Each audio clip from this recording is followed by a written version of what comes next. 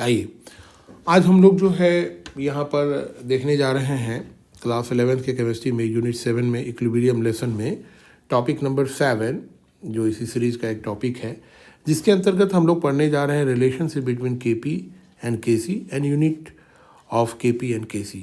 ये बहुत ही इम्पॉर्टेंट है और इस पर बहुत सारे न्यूमेरिकल्स के प्रॉब्लम्स रहते हैं, तो थोड़ा सा आप लोग इस पर ध्यान देंगे। बहुत ज़्यादा इसमें डिफ़िकल्टी वाली बात नहीं है क्योंकि बिल्कुल फ्रीज से चल रहा है और एनसीईआरटी बेस्ड है। आइए, अब हम लोग देखते हैं सबसे पहले केपी एंड केसी के रिलेशंस को। तो एक सबसे पहले एक रिएक्शन लिखा जाता है, यहाँ आपके स्क्रीन पे आ रहा है, A plus B equal to C plus D. यहाँ A और B जो है रिएक्टेंट है और सी डी प्रोडक्ट है। इसमें रिवर्सिबल रिएक्शन का साइन है डबल एरो का, और इसके जो मोलर कॉन्सेंट्रेशंस हैं, इनके जो स्टोइचोमेट्रिक कॉफिशिएंट है, जो कि बाद फाइनली इनके कॉन्सेंट्रेशन होने जा रहे हैं, मोल्स होने जा रहे हैं, तो स्मॉल ए, small B, small C, small D. अब जब इनका इक्विलिब्रियम कांस्टेंट केसी लिखा जा रहा है तो प्रोडक्ट बाय रिएक्टेंट हो गया। तो यहाँ देखिए कि C to the power C, D to the power D, A to the power A और B to the power B आ गया।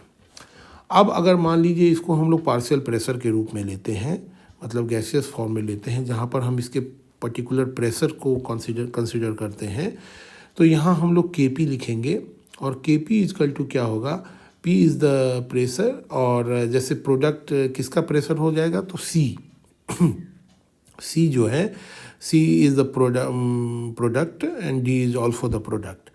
तो पी सी और स्मॉल सी हो गया क्योंकि सी पर्टिकुलरली इनका जो है स्टोइचोमेट्रिक कॉफिशिएंट लिया गया है। पी डी जो है वो पार्शियल प्रेशर का है ये, और डी का प्रेशर पी है, और स्मॉल डी इनके स्टोइचोमेट्रिक कॉफिशिएंट लिए गए हैं। फिर उसी तरह से रिएक्टेंट का हो गया पी ए स्मॉल ए और पी बी स्मॉल बी। तो के पी और के सी की वैल्यूज़ यहाँ आपको दी हुई है। उसके बाद बच्चों एक आइडियल गैस इक्वेशन है, P V equal to N R T.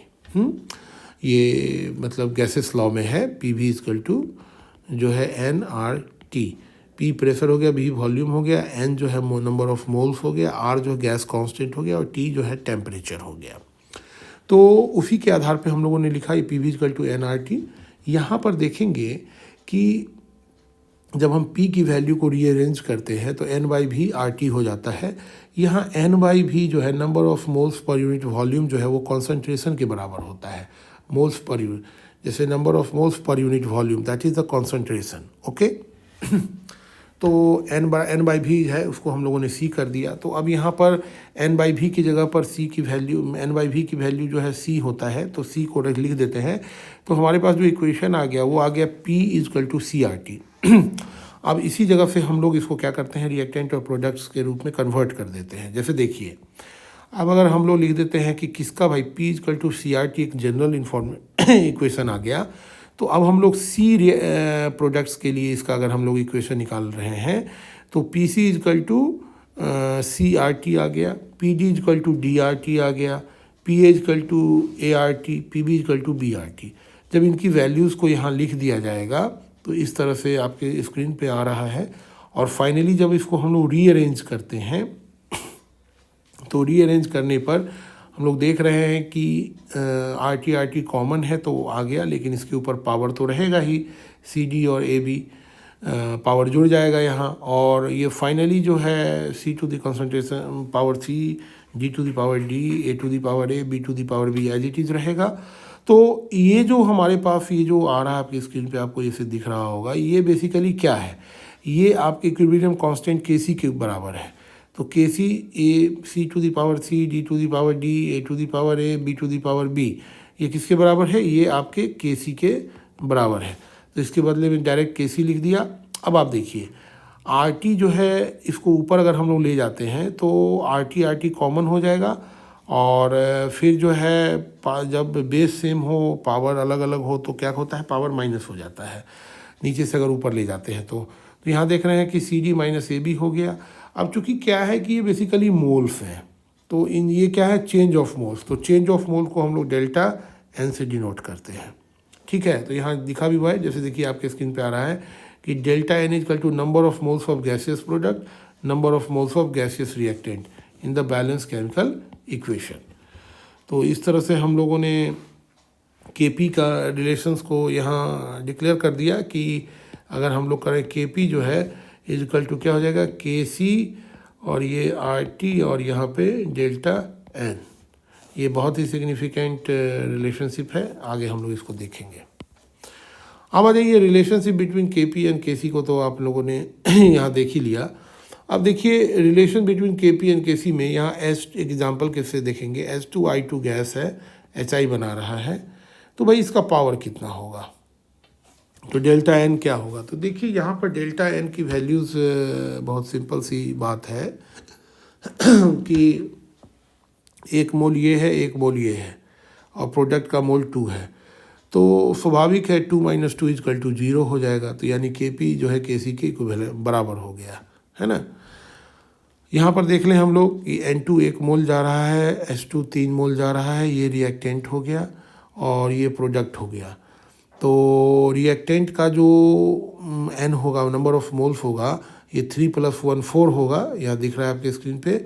और प्रोडक्ट का जो मोल होगा वो 2 होगा, 2 - 4 = -2। इसका मतलब क्या हो गया इसका मतलब ये हो गया, जब केपी और केसी की बात हम लोग करते हैं तो देखिए, तो -2 अगर हम लोग यहाँ लिख देते हैं, टेम्परेचर और आर ये अगर मौजूद है, तो हम लोग इसको जो है जब इक्वेशन के तौर पे अगर हम लोग देखते हैं तो देखते हैं कि केपी जो है वो केसी से बड़ा, माने केसी जो है केपी से बड़ा हो जा रहा है।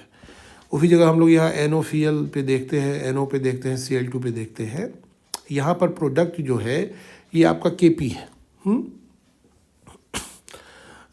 केपी जो है वो बड़ा है केसी से, ठीक है, क्योंकि यहाँ पर देखें डेल्टा एन की वैल्यू क्या आ जा रही है, 3 - 2 आ जा रहा है, यानी 1। ओके, तो जब ये 1 आ जा रहा है इसकी वैल्यू, बाकी के RT तो कांस्टेंट है, तो हम कह सकते हैं कि केपी इज़ हायर देन केसी। अब आइए यहाँ पर हमारे पास एक सवाल है, जैसे PCl5, PCl3, Cl2 are at equilibrium at 500 K and having concentration 1.59 mole PCl3, 1.59 mole Cl2 and 1.41 mole PCl5. Calculate the equilibrium constant for the reaction। जैसे PCl5 है, PCl3 और Cl2 हुआ, तो Kc जो है, तो यहाँ देखिए ये क्या हो गया आपके ये आपका प्रोडक्ट हो गया और ये क्या हो गया, ये आपका रिएक्टेंट हो गया, रिएक्टेंट हो गया। तो इस तरह से हमारे पास फाइनली आंसर आ गया। अब यहाँ देखिए प्रॉब्लम 7.5 में, जैसे NOCl for the equilibrium, NOCl जो है गैस है, इसको मतलब ये अगर जैसे डिसोसिएट हो रहा है तो NO बना रहा है, Cl2 बना रहा है। अब देखिए value of equilibrium constant Kc जो है, इसकी वैल्यू कितनी आ रही है, 3.75 × 10⁻⁻⁶ है। कितने टेम्परेचर है, टेम्परेचर जो है हमारे पास 1069 है। अब कह रहा है कि केपी को कैलकुलेट कीजिए। देखिए for the reactions at this temperature, KP = जो है हमारे पास आ जा रहा है KcRT डेल्टा एन। अब ये डेल्टा एन की वैल्यू देखिए, 2 + 1 - 2 1 आ जा रहा है। केपी = 3.75 × 10⁻⁻⁶। फिर इनकी वैल्यूज़ को हम लोगों ने लिखा और finally we got the answer KP. ठीक है, चलिए अब हम लोग यूनिट ऑफ इक्विलिब्रियम कांस्टेंट को देखते हैं। देखिए unit of equilibrium constant are based on the molarity और pressure. For Kc the concentration terms in mole per litre and Kp partial pressure is substituted by Pa, Kpa, bar और atmospheric pressure. If exponent of both of the numerator and denominator are same, equilibrium constant has no unit because it will be cancelled out.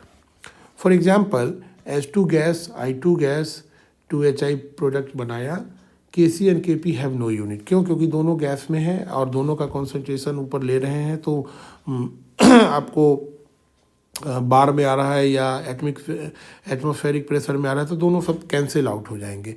उसी जगह हम लोग यहाँ ले रहे हैं N2O4 gas में है, NO2 गैस में है, Kc, तो फिर जब सिंपल गैस में है तो एक यूनिट बचा रह जा रहा है तो देखिएगा यहाँ पर कि Kc has unit mole per litre and Kp unit has unit bar. KP के पास सिर्फ यूनिट बार रहेगा और केसी का मोल पर लीटर रहेगा। आइए अब देखते हैं यूनिट ऑफ इक्विलिब्रियम कांस्टेंट पे थोड़ा ध्यान दें। देखिए इस पॉइंट में equilibrium constant can also be expressed as a dimensionless quantity if a standard state of reactant and product are specified. फिर से सुनिए, equilibrium constant can also be expressed as a dimensionless quantity if a standard state of reactant and product are specified. For pure gas, the standard state is 1 bar. Therefore, a pressure of 4 bar in a standard state can be expressed as a 4 by 1 bar equal to 4, which is a dimensionless number because bar and bar is cancelled out. A standard state for solute 1. A standard state for a solute is 1 molar solution and concentration can be measured with respect to it. Thus, in the system, both Kp and Kc are dimensionless quantity.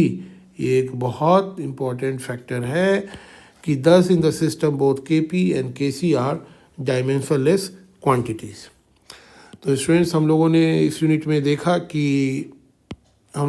में देखा कि किस प्रकार से KP और केसी के बीच में relationship develop किया जाता है और उनके रिलेशंस क्या हैं, और साथ में फॉर्मूले को भी देखा और साथ में यूनिट ऑफ केपी एंड केसी क्या है। तो मुझे उम्मीद है कि आपको समझ में आया होगा। बार बार देखिए, इसमें समझ में अगर कहीं कुछ कन्फ्यूजन रह जाता है तो समझ में भी आ जाएगा। धन्यवाद।